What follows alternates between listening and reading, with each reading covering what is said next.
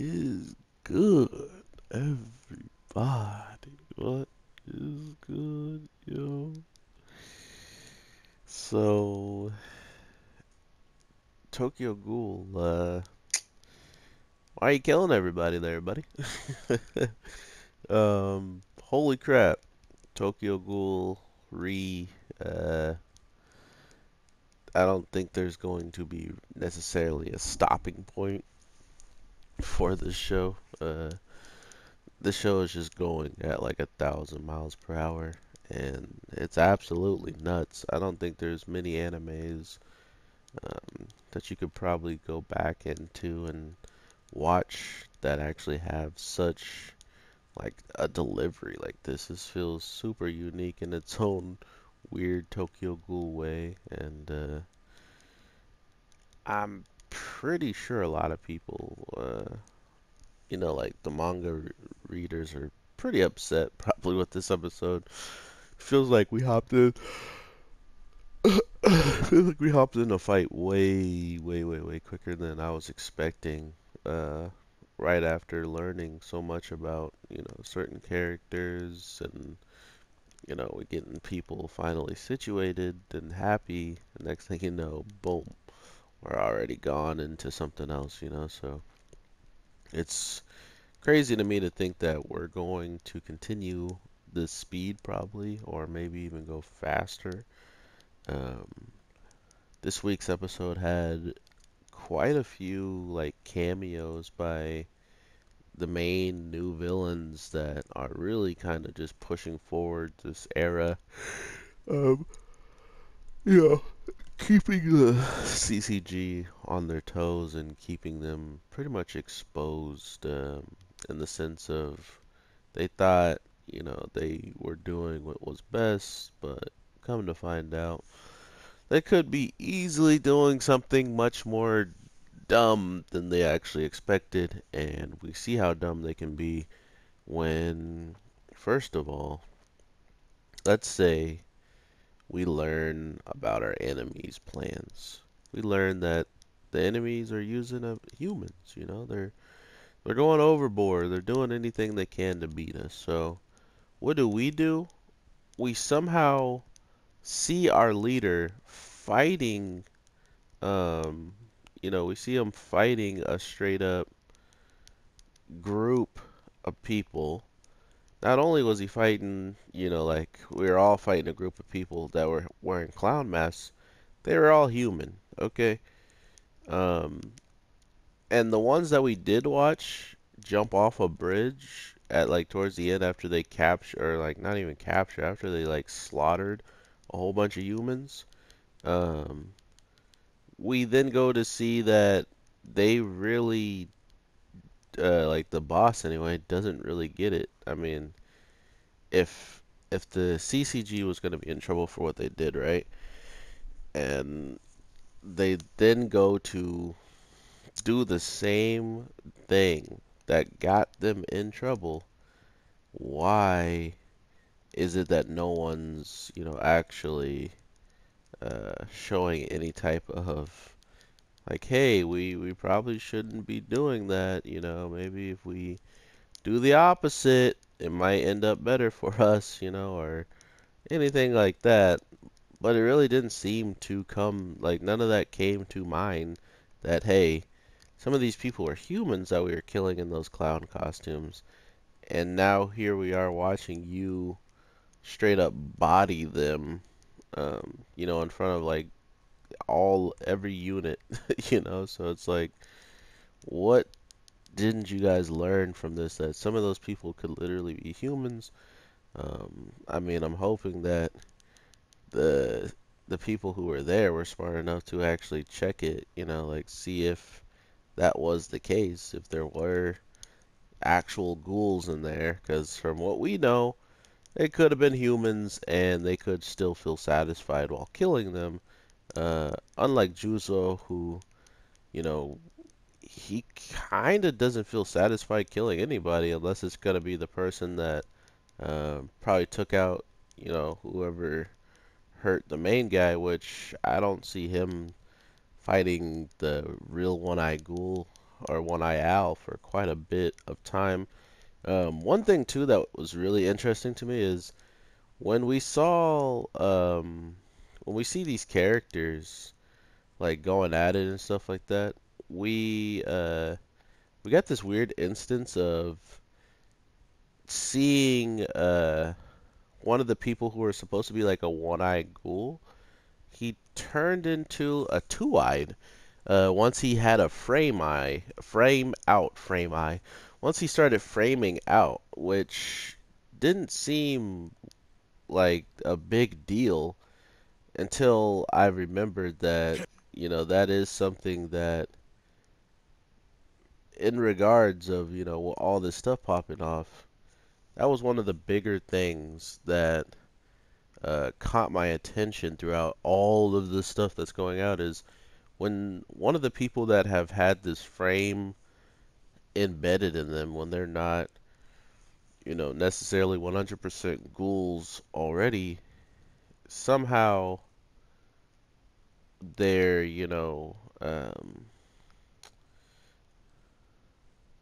they're pretty much learning more and more about themselves in the sense of, what are their strengths, what are their weaknesses, but above all, what makes, like, what hurts the government the worst.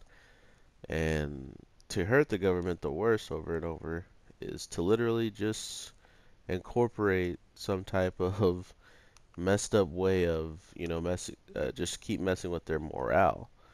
And the person who knows how to do that best would be someone who literally knows all of them and all of their weaknesses are people that, are weak to them. Juzo gets it pretty dirty when someone tries to sneak up on him, and our No Face was controlling the clowns near him and ends up, showing his card that he could pretty much take anyone's face and become, like who you would want to see pretty much. And even one of our most heartless detectives fell victim to this because he's in pain, like he literally wants to be happy like everyone else with the person that saved him from being a lot more corrupted than he used to be. So it's kind of sad to see them use that against him, like just be like, hey, you know how you really like this guy and he's like a father figure? Yeah, we're gonna use him against you now, So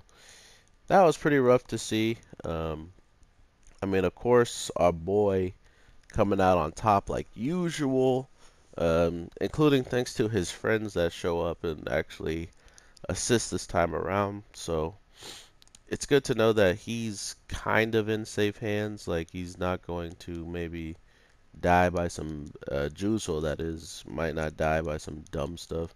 The one thing that really kind of baffles me is they actually are trying to blame this all on like uh, the actual ghouls and stuff when we knew where the ghouls were the whole time, or like we literally could see where most of these guys were, and to think that they didn't get any surveillance of the people who committed the crime, but they just happen to know who it is.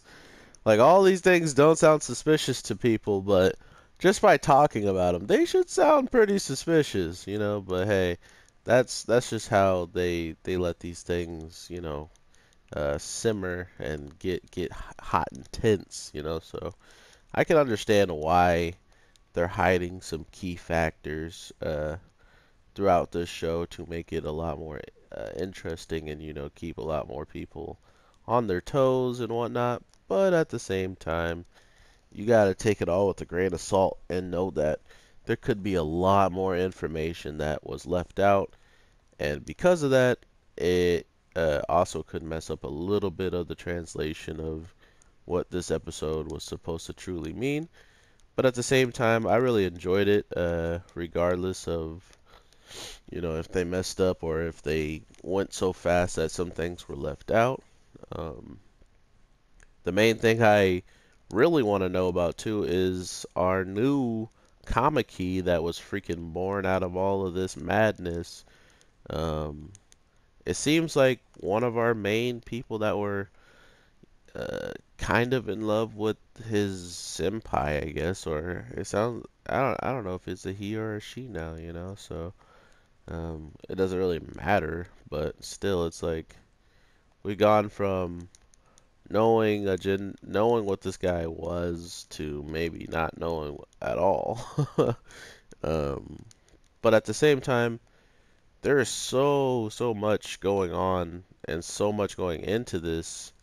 It almost feels like we are just scratching the surface, which hopefully that's the case. I hope that there's not like a whole bunch of stuff that, you know, all this stuff has already been done, and this is just kind of like, like the little bit of a topping. But overall, man, I honestly love me some crazy, action and stuff like that. So to see all of these characters on screen and to see all of them just trying to pretty much live, the way that they want to live or whatever, um, it's crazy to me because we watched a lot of like characters lose everything, and I mean everything, and to think that they would be still fighting, uh, and probably not knowing what their true cause is still, I thought that was an interesting fact that you can still get these people who have lost everything to fight for something that they might not even really care about if it comes down to really looking at it. I feel like this is another good way of the show kind of bringing along the thought process of the ghouls need to either get involved with these members or they're literally going to die.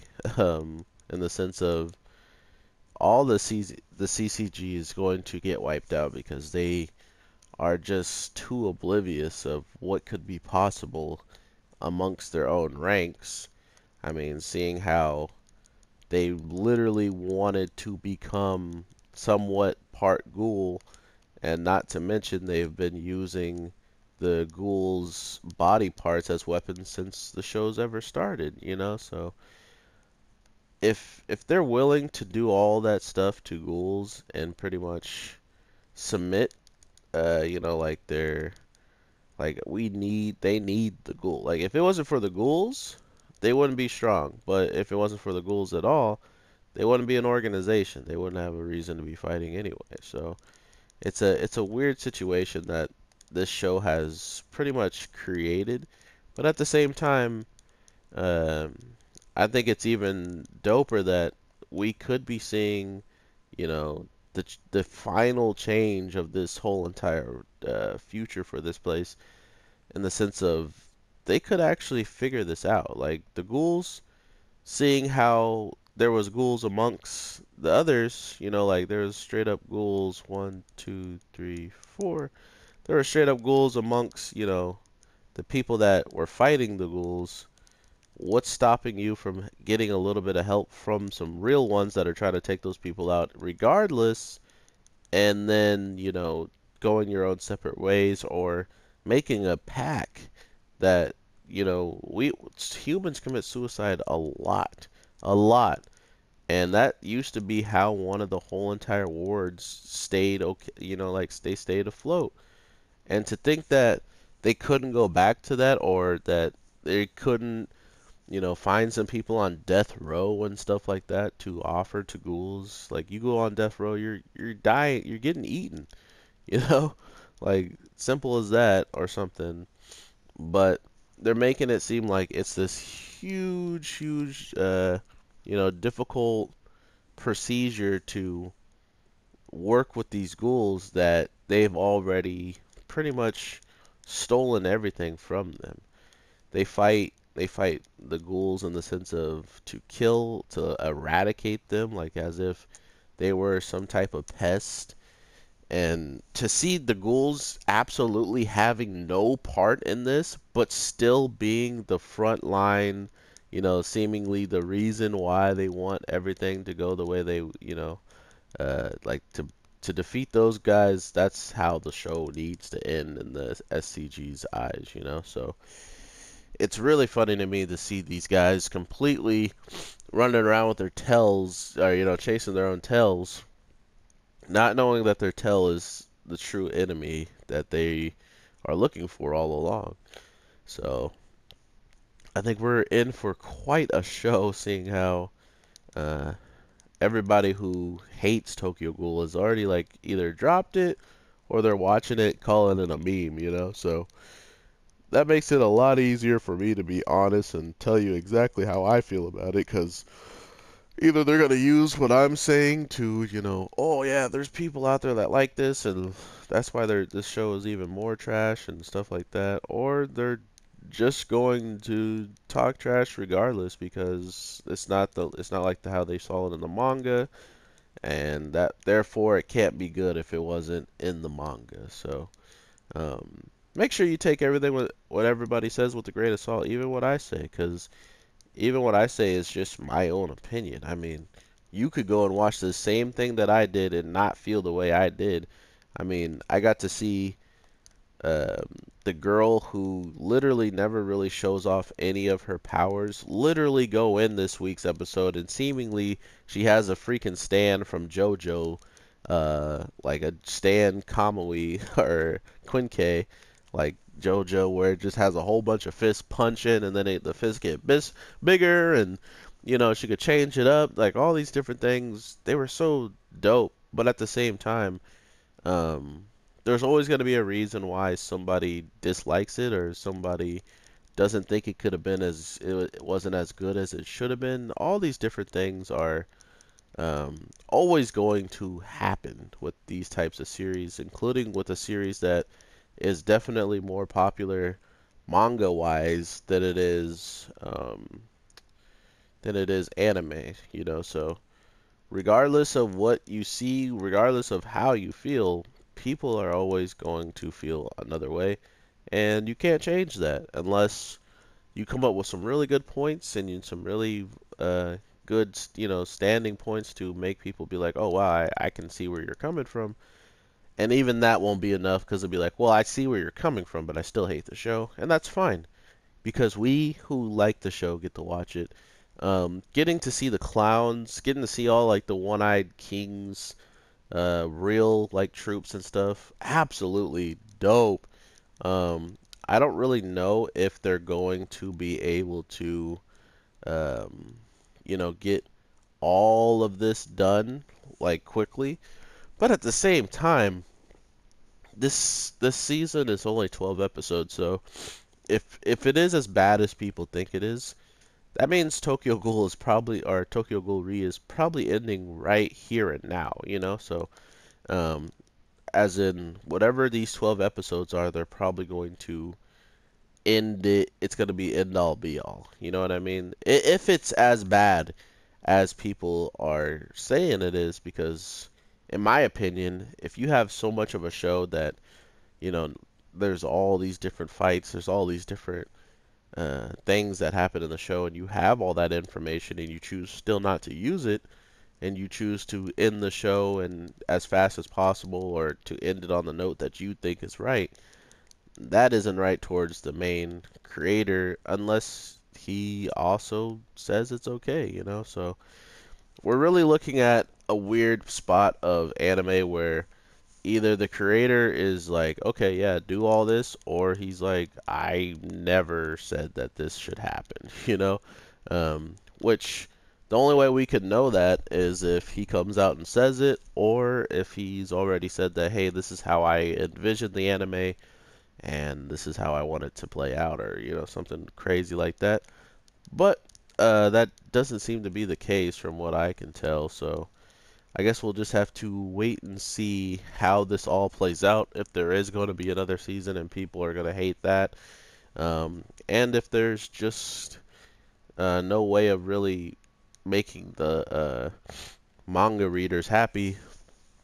Is the anime going to continue going the way it is, or is it going to stop at some time because they can't make the anime or the manga readers happy or stuff like that? So there's always something going on with in the anime community. It's just what is it this time, you know? So thank you guys so much for watching.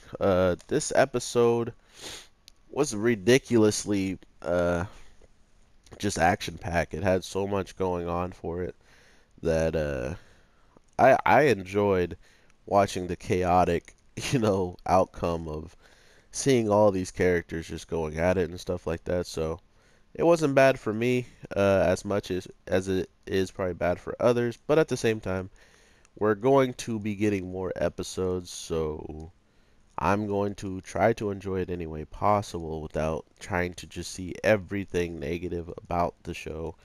And if you don't like me for that, then I can understand that, and you could definitely not subscribe and not watch any more of my videos. But if you do choose to watch them, thank you so much, and I will continue to grind, and I'll continue to give you my most honest answers to all this stuff. Do I love this series? No, but did I grow up watching it from start to beginning or start to end now? Yes. So I have some type of bias for it, but at the same time, it's not the greatest story, so don't think I'm saying it's the best when all I'm saying is it could be 1,000 times worse than what other shows are getting. So be thankful at least that the show is looking decent, and stuff like that. So with that, everybody, thank you so much, and I will talk to you in the next one. All right. Peace.